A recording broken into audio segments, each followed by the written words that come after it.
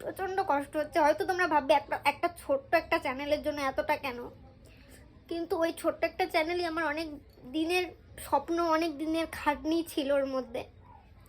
অনেক ভালো লাগা, খারাপ লাগা, ছোট ছোট মুহূর্ত সব কিছু ওটার মধ্যে ছিল। সব শেষ হয়ে গেল এক মুহূর্তের মধ্যে।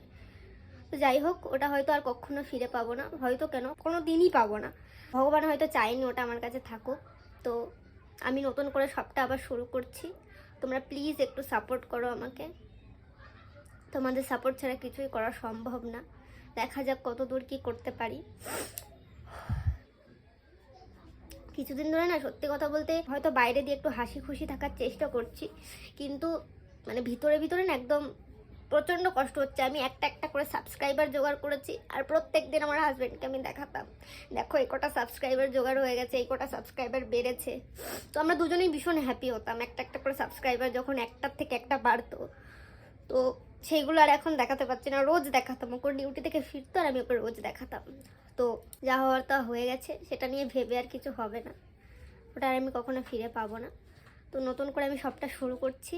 তোমরা সবাই আশা করছি পাশে থাকবে, আগে যেমন ছিলে আশা করছি এবারেও থাকবে।